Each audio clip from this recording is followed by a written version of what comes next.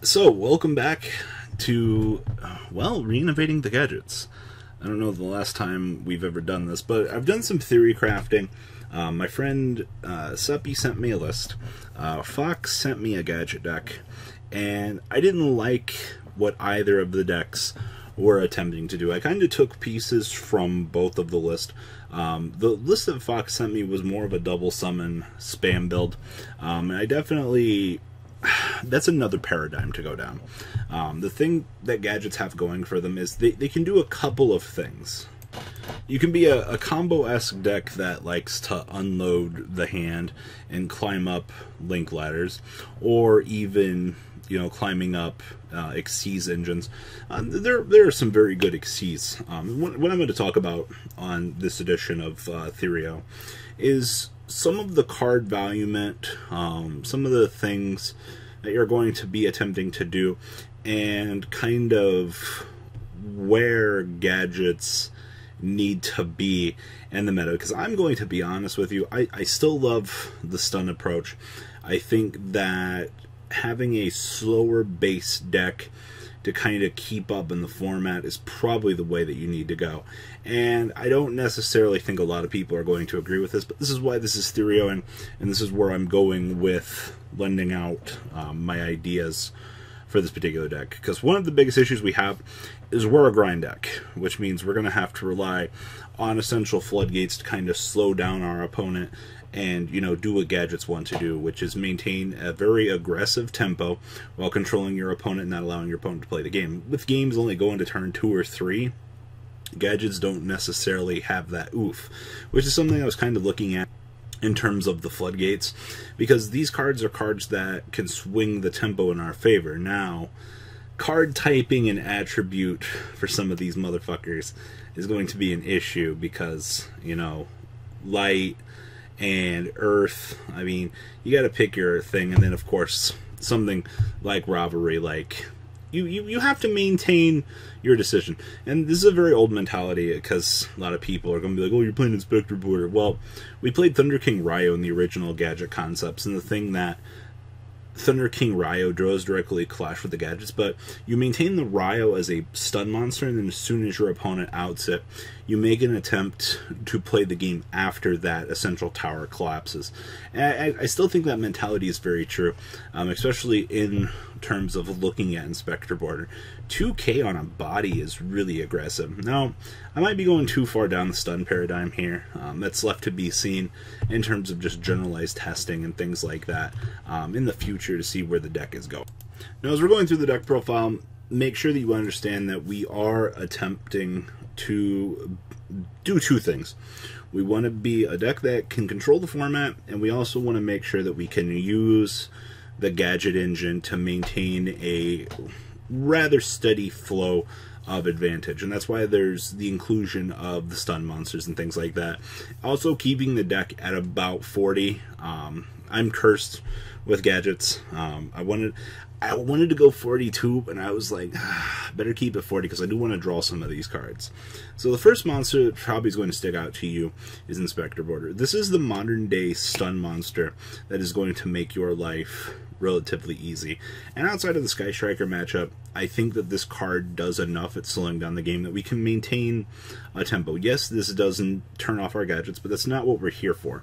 If we get enough floodgates in the grand scheme of things as we're turboing through the deck to kind of set up things, or just having a nice little steady flow of monsters ready to go in case they out this. Normal summon gaining numbers as we're punching the opponent is what we're going to need to do. Now, the deck does play 2 copies of gold and 2 copies of silver, and I do like extra copies of these, but I do think that they're good, but they're not great. They do act as extenders to bring out gadgets. Literally, any combination of the 2 of these does get you into Platinum, and then Platinum does grant you another monster, which is about where we want to be. Now, we're playing 2 copies of green, 2 copies of red, and 2 copies of yellow. We're not the extensive extender deck that I think a lot of people want to try the deck to be. If Ultimate Offering existed right now, I'd be more prone to trying that OTK idea. Double Summon's really cute. I think with a Double Summon and silver, and a normal gadget, you can end on platinum and any other Link 2 or a Gear Gigant to float. Partially that's not terrible, but that doesn't do anything to generally expand the concept of what you want to do. Overall, the gadgets are going to be your consistent floating engine for things like that. Outside of that, I mean, there's not a lot of value you're going to be getting.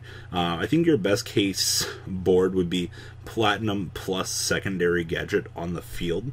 And with that as your main lineup, depending on what trap card you open up, like if you open up something like Rivalry, you're going to be in a better position. I do want to up these to higher numbers, by the way. I just, initially right now in this phase, this is where I am. Of course, 2 Fossil Dyna. I mean, normal summon Fossil Dyna with some sort of backup card, like, just puts you in such a heavy position. I mean, we don't have a lot of fantastic back row. I mean, things like strikes and things like that are going to be about to the extent you're going to go to protect this guy. And then 2 Cobb is a Banisher. 1600 is nothing impressive, but acting as a floodgate monster is what we really want for this. And potentially, Banisher and Fossil might get caught or cut when I go into more extensive testing about this. But honestly, for the time being, like, these have been fine. Now, I'm playing 1 copy of Desires. Now, I do know that this does directly conflict with the gadgets. I'm still in consideration phases for maxing out an Indulgence. I do like Indulgence in this deck. Your extra deck is a crucial resource to you, but netting those additional 2 resources, you know, back row, actually is relatively important. Desires just costly shuffles through the deck, and you could lose key pieces and things like that. Desires is a good card, but I do like Indulgence for what it does grant to the deck.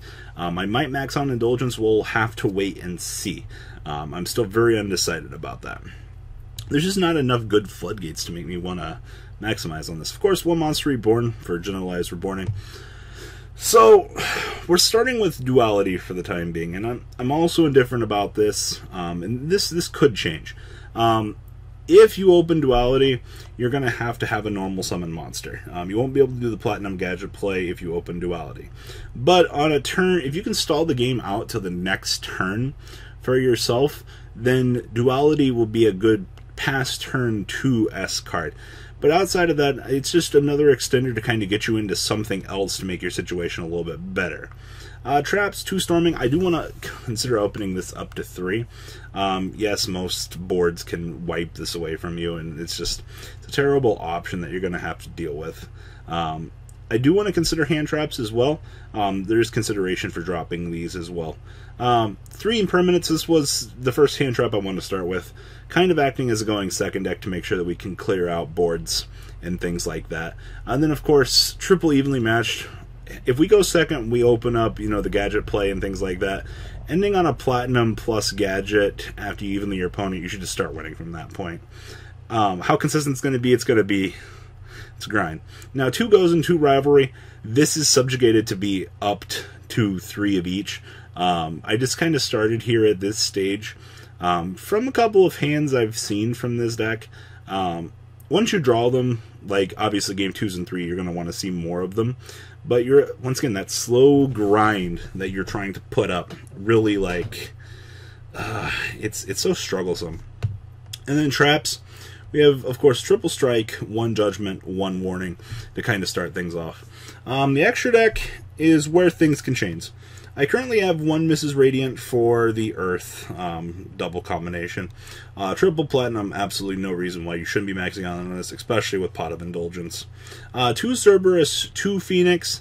This is also subject to change. It's kind of here right now because of Indulgence. 1 copy of Kirin or Unicorn for bounceability. Summon Sorceress. I really wish we could tune into it off of the Platinum Gadget. My life would be so much better. This is just kind of an extender, obviously, for like turn 2 and 3. Trisbania for back row, Boral Sword, Boral Load for destruction. And then currently 2 Gear Gigant. I was kind of thinking about cutting one of these for an Elswarm guy, or Exciton, or just to make sure that, like, going second we can board wipe, and obviously, like, this into a gadget gets you into this, so it's worth some consideration. Side deck, starting with a Kaiju package for now, with Slumber for board wipe potential, so along with Raigeki. Just kind of, once again, make sure that we have that means to participate in the game. Like, Yu-Gi-Oh! Is so fast at this current point in time. I have the hand traps down here. Obviously, like, you can kick out Border, Fossil, and Banisher, but it depends on the situation. Soul Charge is the overall extender. Life does matter. And that's why I've kind of got the card on standby down here, because I haven't decided what I want to do with it just yet. We'll have to wait and see. And of course, the other copy of Rivalry and Gozen I was talking about. It all just... One, this is speculation and theory at the moment. I'm currently trying to find out a way to, like, get the game to be able to go the way I want it to. You have to be able to hand trap your opponent and set up a field to make sure that you can play the game on the next turn. I mean, you're not going to be able to draw multiple Solemns every single game, but gosh dang it, you can certainly try. And I do like that. That's cute. But in terms of draw power and things like that, I'm still up to ideas, to kind of messing around with things. Obviously, this is like a tier 3 deck, and in the back of my mind, getting it up to tier 2 is going to be the challenge. At least at stage 2, we can go probably 5-4 at a regional, or at least try to. So this is kind of where I'm thinking about going and starting right now. I'd like to get your guys' general opinions about what you're thinking as well. Please leave a comment down below. I'm opening up the floor to formal discussion. I would like to see what we can do with gadgets at this current point in time. I think the deck is very much hurt beyond repair, and I do think that unfortunately, like, things like Evenly Matched, Gozen, and Rivalry are going to have to be essential staples to make sure that we can even play the game. And we're going to have to take a lot of notes from Stun. Stun has been successful, and I think having the gadget engine might bulk us down. One of my friends was trying to convince me to play Card of Demise in the deck, and I was like, oh boy, I can draw gadgets. But I mean, in the terms of if you draw Card of Demise and you're able to get at least 2 trap cards off of it, or something to that effect, then you've been successful in what you needed to do, right? So it's kind of where I'm thinking. Like I said, please leave a comment down below, tell me what you guys think, and well guys, I'm out. Peace. The ride never, well, truly ends. Thank you, patrons. Without you guys, I don't know what I'd be wearing in these videos. I might be a Truffle Shuffle incident all over again.